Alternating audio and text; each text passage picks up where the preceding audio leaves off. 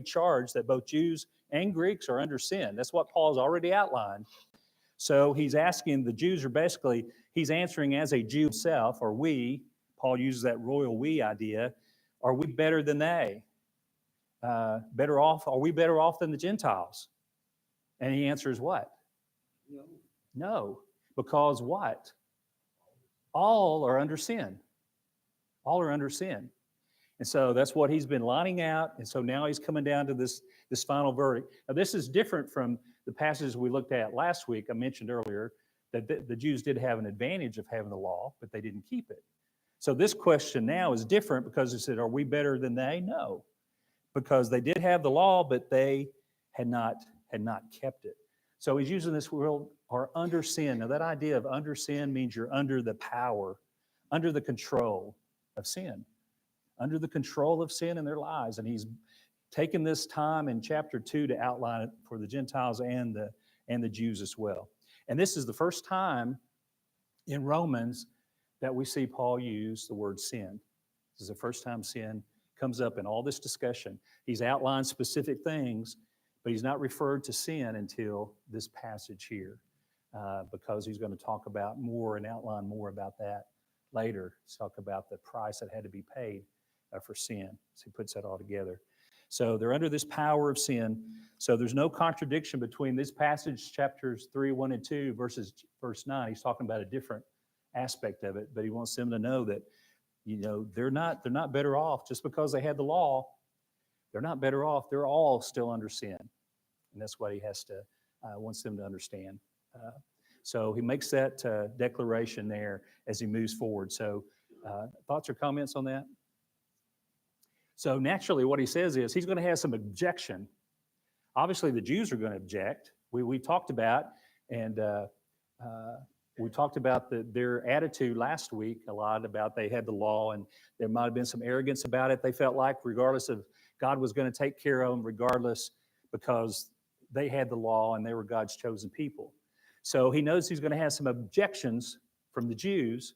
So Paul is going to start to answer some possible objections that the Jews might raise. He's going to give them detailed proof that they are sinful just like the Gentiles are, okay? So that's what he's going to do in the next verse. So the next few verses 10 through 19, typically, he's going to go forward as it is written. What he's going to do is use proof text. If you want to prove something in Scripture, as we should as teachers, we should go to the Bible to show proof text to what I'm teaching you. And here's one of the examples of what Paul does. Paul, to the Jews, the law is important to them. The written word is important to them. So what's Paul saying here? I'm going to go back to your written word, and I'm going to show you what I've just told you. That your own word says that you're under sin, that you're sinful. So Paul is going to answer this argument, and he's going to use this idea they call stringing together pearls, is when you strung several passages together to prove a point.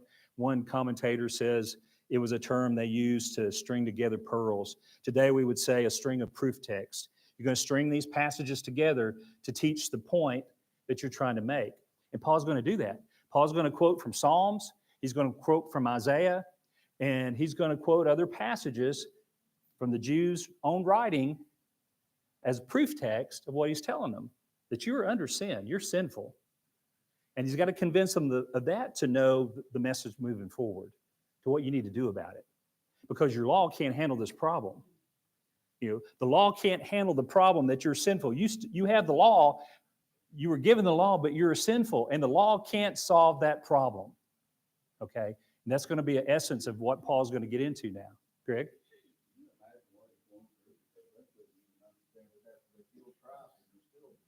Yeah. I mean, it says right there that none is righteous, not even one, and I know that's what he's getting at, to try to make them understand. I think it was more about power. Yeah. For the scribes and the Pharisees and stuff, it was more about the power of telling others what to do than following the law. Yeah. Yeah, it definitely was when Christ was walking on the earth, wasn't it? Definitely a power struggle then. But yeah, you see, Paul's got a lot to deal with as he's writing this, and this is in a letter form. So it's not like he's there to able to discuss it with them. He sent them this letter that's being read to the churches, and he's hoping to come there one day, which he eventually does as a prisoner. He doesn't come there the way he expected to come, but we saw in our chronology he will come to Rome as a prisoner, and one of the first things he does, if we look at the end of Acts chapter 28, one of the first things Paul does when he gets to Rome is he calls together the Jewish leaders and he starts talking to them. You can only imagine what that discussion would be like from what he's written to the Roman church. But do what? No, they weren't afraid to come to meet with Paul. He was a prisoner. He was a Roman prisoner. Yeah, he was a Roman prisoner at that time, back when they come. But yeah, like Greg said, here's what Paul writes. So and I'm going to share this with you and share where the quote comes from. So Paul is going to their law. He's going to show them this is what God's word says, the word that you accept, that you are boastful about. He even says they're boastful about it in verse Romans 2:23, you who boast in the law. Now, it's interesting that we think about the law, the Torah, as the first 5 books of the Old Testament, which is the Torah. That's really what it is. But Paul expands that idea of God's written word includes Psalms, Isaiah. That's what he's quoting here. That's what he's going to quote to. So he expands that teaching that he knows they have respect for that as well. It's not just the Torah, the law. That's what we think of the law. And when you would say law to the Jew, that's probably what they would first think of. But there's also that idea there's an expanded version of God's word. And so we see that's where he uses Psalms and Isaiah here. So he says, as it's written, here's proof text. As it is written, there is none righteous, not even one. There is none who understands. There is none who seeks for God. All have turned aside. Together they have become useless. There is none who does good. He quotes from Psalm 14, 1 through 3. The fool has said in his heart, there is no God. They are corrupt. They have committed abominable deeds. There is no one who does good. The Lord has looked down from heaven upon the sons of men to see if there are any who understands, who seek after God. They've all turned aside. Together they have become corrupt. There is no one who does good, not even one. So Paul is referring back. He uses this passage here in Psalm to discuss that. Righteous means the right standing with God. There's none that are in right standing with God. And Paul knew that the Jews would resist that verdict, so he turned to the law to help try to describe that to them. Not even one. There's no one who understands, no one who seeks God. All have turned aside. What's James tell us? For whoever keeps the whole law yet stumbles in one point, he has become guilty of all. So if you are a lawbreaker, you are in regardless of what portion of the law you break, you're what? A lawbreaker. In our criminal justice system, if we break a law, you're considered criminal because you've broken a law. You're considered a lawbreaker. And so I like this explanation. I think it's an illustration in the Truth for Today commentary, illustration of a container of water and dirt. If you read this, container of water and dirt. You got a container of water. You pour clean water into dirt. Does the dirt become clean? No. If you pour dirt into clean water, does the dirt get cleaner? Well, the water didn't get clean. No matter how much good there is in your life, there is still some bad. It still makes us unrighteous, displeasing to God. No matter how much good we have in our lives, we have something that's not right. And I think that's a concept that Paul gets across, is trying to get across, and that we all need to understand that concept. That's going to develop more as we go through these other passages that he's going to quote. So Paul doesn't use one, he's going to continue. So he goes to the next, verse 13 and 14. Their throat is an open grave, with their tongues they keep deceiving. The poison of asp is under their lips, whose mouth is full of cursing and bitterness. He quotes this from Psalms also, Psalm 5:9. There is nothing reliable in what they say. Their inward part is destruction itself. Their throat is an open grave. They flatter with their tongue. Then the other portion of it is from Psalm 140, verse 3. They sharpen their tongue as a serpent. Poison of a viper is under their lips. Selah, which means pause in the Psalms. Then in Psalm 10:7, his mouth is full of curses and deceit and oppression. Under his tongue is mischief and wickedness. Okay. Can anyone deny that they've never misspoke or maybe sinned with their tongue? What does James say about the tongue? It's powerful. It's hard to bridle your tongue. It creates a inferno, is what James called it. A little tongue, a little member of your body can create an inferno. And so Paul's saying, any of you going to say that you haven't sinned with your tongue? Your law says you're deceitful, and all this aspect of it, your tongue, you can't argue that fact. You've been unrighteous by the way you speak, by the way you talk, by the things you say. So he's getting to a practical aspect of it. You can't deny that you've always spoke the way you should. So you can see what Paul's pleading with them, let them try to understand that. Don't boast in that you've kept the law. You can't keep it. And you surely don't keep it in relation to your tongue. And we know how serious that is, again, from James when he discusses that. So he's trying to let them understand, that aspect of don't think that you are righteous or can argue out of this. James says in James 3:8, but no one can tame the tongue. It is a restless evil and full of deadly poison. And so we see that from Paul's teaching to let them understand that they're not righteous. Verses 15 through 17, Paul's going to continue. Their feet are swift to shed blood. Destruction and misery are in their paths, and the path of peace they have not known. The depth of sin. Paul's letting them see the depth of sin that Isaiah talks about. Isaiah is where he gets this passage that Paul quotes, Isaiah 59:7-8. Their feet run to evil, and they hasten to shed innocent blood. Their thoughts are thoughts of iniquity. Devastation and destruction are in their highways. They do not know the way of peace. There is no justice in their tracks. They have made their paths crooked. Whoever treads on them does not know peace. So that aspect of just the depth of sin, when sin has control, remember that aspect we saw the first passage we looked at in Romans, you're under the power of sin, under the control of sin. That's what sin does. And that's what he describes, the depth of sin. From Isaiah even talks about that. And then Romans 13:8, he said, there is no fear of God before their eyes.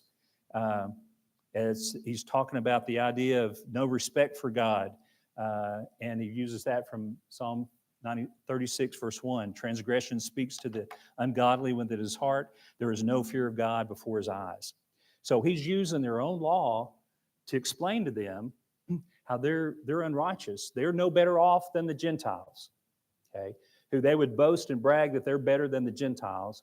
Paul's saying, you're not. You're unrighteous. You're both unrighteous, regardless of what level of unrighteousness you may want to put yourself. You are still unrighteous. And you still need, as we're going to get to, you need to be justified. You need to be justified, and the law will not justify you because you can't keep the law. You can't keep the law perfectly. And so you see what he's building up to. This is, he's building up to that concept. Someone's mentioned, one commentator, as we've gone through different aspects of the throat, some of these passages we've seen throat, tongue, lips, and mouth, and then the word feet here in verse 15 to 17 of Romans. One commentator says it's the statement of the state of mankind is like a fatal illness from your head to your foot. That's the kind of the parallel they get from these passages that string on that together. This illness of sin is from head to foot. And each of these passages seem to describe that aspect of how it affects your total being. And that's what, I think that's an interesting way to point that out, because that's the depth of sin. That's what Paul wants to makes them aware of. Thoughts or comments? Jerry?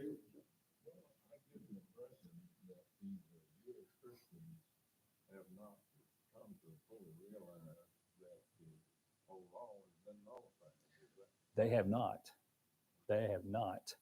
And that's a big issue. It's a very big issue. It's a big issue Paul's having to deal with. and it's going to deal with it more here and throughout this writing. But yeah, there's a lot of them that haven't got that concept yet. They're still holding to that law, especially the covenant relationship and circumcision. They're still hanging on to some of those concepts. Yeah, it's a great point.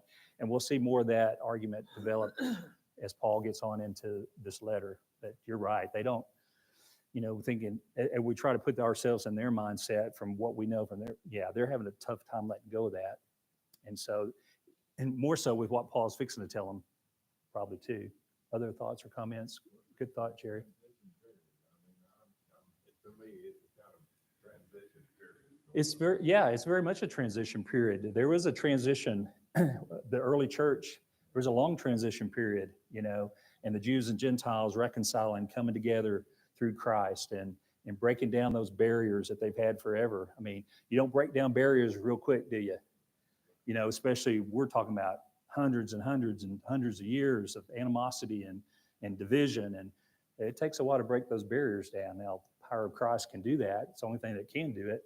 But yeah, it's taking some time. And I think that's why Paul is going to get so engrossed in his teaching that he sends to that Roman church. Yeah, Greg? I think one of the hardest things we have understanding that sin is sin.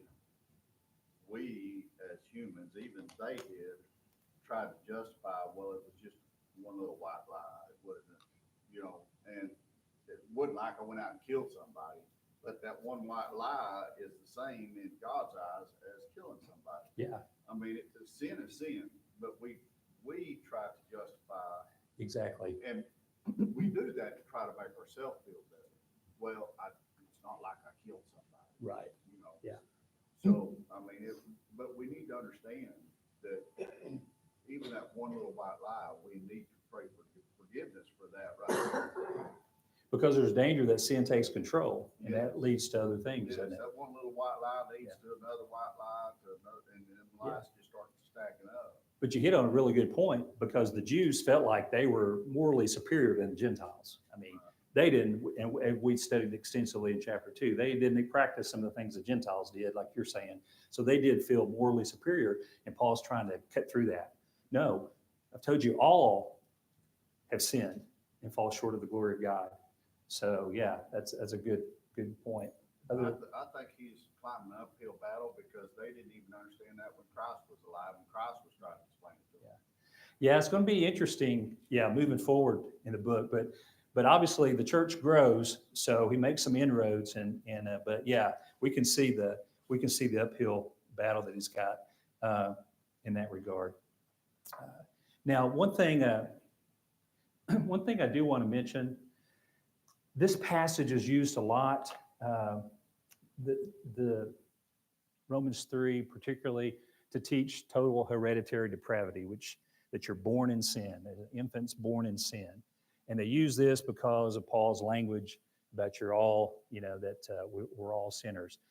And he quotes all these passages from Psalms saying that we're all sinful. And the truth is, he's writing to adults in his writing. And the idea, there's other passages that contradict that teaching. That's a teaching of Calvinism. And the tulip aspect, we all know about the Calvinistic teaching, tulip, total hereditary depravity, unconditional election, the U, L, limited atonement, I, irresistible grace, and P, perseverance of saints. That's where the idea of once saved, always saved, that you can't, irresistible grace, that there's only so many that are chosen and you can't do anything about it. I mean, that's Calvinistic teaching in this aspect, is that everybody's sinful from birth, and that's not a teaching of Scripture. And many use this passage to teach that. Jesus said, become like little children to enter the kingdom of heaven. So children are innocent and sinless until they come to that age of knowing right and wrong.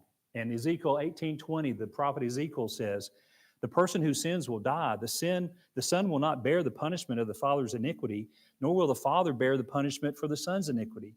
The righteousness of the righteous will be upon himself, and the wickedness of the wicked will be upon himself. So just want to mention that, as you may see that, and some translations even lean that way in how they translate passages. We're going to look at one later this morning.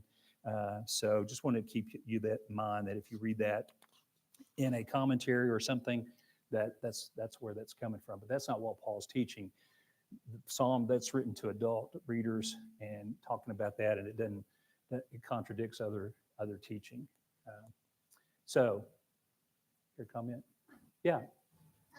Why do you think it's man's nature to be sinful? I'm sorry. Why do you think it's man's nature to be sinful? Why? Wow, that's a deep question. Wow, I'd have to think about that some. Man, in the garden, we gave in to temptation, and I don't know. It seems to be our nature to not want to put ourselves first. I don't know. I'd have to think about that more. We'll actually dig more into that in some of this writing of Paul, but I don't really have a clear answer for you on that. If it wasn't our nature to be sinful, then why would we need salvation? Well, because God didn't create us that way in the garden. He gave us the opportunity of free choice. And so it's what we chose to enter into sin. So now, because sin came into the world, Adam brought on death. We all die because of Adam. We're not all sinful because of Adam. We don't inherit Adam's sin, but there is a sinful nature to us because man chose to disobey God. And so that has become, Satan's continued to tempt us. We continue to choose to disobey God and put others first. So that's not the way God made us, but he gave us free will, he gave us free choice. And we've chosen to go the way of not putting God first, but putting our own interests first, giving in to the temptation of Satan. And so that's part of man that because we're in that condition, God has made a plan to help us come out of that condition. Ever since the fall in the garden, God put a plan to help us be restored to God because he can't look on sin. So he had to come up with this great plan. How can I redeem the people? How can I redeem them to have fellowship with me again as they denied me in the garden and walked away? So this is God's plan to bring us back to him. Because we're sinful. And we chose to be sinful. He didn't create us that way. We chose to be sinful. And so now God has created a plan to bring us back.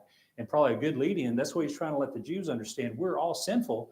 And there's a way that God has planned to bring us back, and it's through Jesus Christ. And that's what he's going to bring up. Not through the law. The law was going to lead them to Christ, but the law could not bring them back to God. It could not justify them before God. And that's what Paul's going to say. Dean? That's the reason it's very important to teach your kids if they're bringing right and wrong, that Christ is on the way. Right. And if you do not teach your children, they will go the wrong way automatically. Yep. It's just Because there is some nature that draws us, doesn't it? If we're not taught right. That's the world. That's the way of the world. The way of the world. Yeah. Susan, comment? Well, he says that the devil is a roaring lion. Yeah. He spends all Seeking his whom he may time devour. Yeah. looking for those that he can devour. Yeah. That's all he does, is try to get people to sin all day long. And we're continuing to be warned about it in Scripture. The prophets warned the people of Israel to not go into idolatry, and they followed idolatry instead of following God. So God's plan, and that's what Paul is going to unfold here, really, is the plan of how can you be justified? If we're in this nature of sin and we're all sinful, how can we be justified? And when Paul's going to tell them the law can't do it, well, something else has to do it. And that's what Paul's going to explain to them. Yeah, great question. I don't know how to answer your question very well. We're going to dig more into that. It's a great thought. That's a subject in itself, isn't it? Other thoughts? Anybody want to weigh in on that? No. But yeah, thanks for that. And we'll dig more into that. But here, and some of that, I'll pop up here in a second. So, okay. Now we know Paul finishes up in the final verdict that he's told them, that all are under sin. But now we know that whatever the law says, it speaks to those who are under the law, so that every mouth may be closed and all the world may become accountable to God. Now, Paul anticipates the response from the Jews that most of the passages of the Psalms or Isaiah was for those who were away from God, unfaithful segment of the Israelites. Kind of say, well, that really wasn't speaking to us. But Paul's saying those who had the law, you're under the law, it speaks to you. It speaks to all of you. You're all in this situation. They can't try to explain that it belonged or referred to somebody else. Paul might say certain specific passages in law directed toward others, but God gave the law to the Jews, and whatever God included in the law, he intended for the Jews to apply to themselves. So the final analysis is everything in the law was said to those under the law, is what Paul is writing about. So the last mouth to be closed that he says here, so that every mouth may be closed and all the world may become accountable to God. The last mouth would be closed would probably be who? Well, Satan's mouth needs to be closed. But as far as this argument about the Jews and the Gentiles, arguing about the sinful nature, there's another mouth. I think a lot of commentators think that it's referring to the Jews. And the Jews are the ones arguing against this aspect of the sinfulness. The last mouth to be closed, and all the world may become accountable to God. And some have said it this way. This was difficult for them to accept. They believed the assurance of their salvation was that God had entrusted them with the law. But the last mouth to be closed was that of the Jews. Once this was accomplished, all the world, Jews and Gentiles, would realize they were indeed accountable to God. Remember, the Jews didn't feel like they were accountable to God because they were his chosen people. They'd been given this law. They'd given this great advantage. And regardless, whatever happened, they did, they felt like God was just going to accept them anyway because of that situation. So Paul's trying to say we've got to close their way of thinking, close their mouth to this argument. And it's that defense idea is that the evidence is so strong, the defense has nothing to say. They're speechless. Because the evidence is so strong. What Paul showed them, it's so strong, we close their mouths, they're speechless. And they have to know they're all accountable to God. So our salvation must be on some other basis other than perfect law keeping. So that's where Paul goes next, as we'll finish this morning. This abiding principle we're fixing to see in the next passage, the Truth for Today calls it the abiding principle. That's going to be a principle we hold on throughout this study, throughout Romans. Because by the works of the law, no flesh will be justified in his sight, for through the law comes the knowledge of sin. Okay? No one can be justified by the law. And they felt that's where justification came from. No one can be justified by the law, for through the law comes the knowledge of sin. So he's told them, his conclusion is there's condemnation because of sin, and this section bridges to the next section of justification. So what can we do? What can save us then? If the law can't save us, what can save us? Greg, last comment? I was just going to say, listen to this and everything, make us realize how we need to really understand God's word. Because, Paul was very intelligent in the law. We need to understand what we're trying to get across. I never thought about using their law against them. Yeah. You know what I'm saying? He's a very intelligent man, which most of them were. And I think that's why Christ chose them. Mm-hmm. But we need to dig into God's word so that we can be more prepared. Yeah. I'm Yeah. guilty of that. I don't dig into it like I should. Well, this is God's scheme of redemption. Paul's telling them this has been God's plan all along. The law was never going to justify you, and it was never going to provide you with justification that you needed. It's going to bring you to the knowledge of sin, but this is God's plan all along. There had to be something else. There had to be that perfect sacrifice to take care of this relationship, this separation between God and man. And so Paul's outlined that this is, from your own law, this is God's plan. And he's going to unveil that more as he moves forward. So great thoughts. So, Greg? Just real quick, this part is so important, this knowledge of sin, because you don't understand light unless you understand darkness. And you don't understand love unless you experience in some form hate. And so that's what the law was teaching them. This is what happens if you're left by yourself. This is where you're headed. And so that knowledge is so important because we can't understand righteousness of God and his character unless we get to see the dark side. so to The dark speak. side too, exactly. And he's how to make the Jews understand. The Jews would say, I don't need to be justified. I've got the law. Well, Paul's saying, no, the law won't justify you. So now we're really going to get into that next step. He's talked about condemnation. Now we're going to get into the justification. How are you justified? And get into the aspect of Jesus. Yeah. So great discussion, great comments. I appreciate all your comments this morning. What the world is today, Yeah. people think their religion will say, and it's not their religion. it's Right. Jesus. It's Jesus. We've got to focus on Jesus. Pages next week, if you're reading Truth for Today, page numbers 214 to 241, and we'll finish up, Lord willing, the third chapter of Romans next week. So again, thanks for your comments this morning.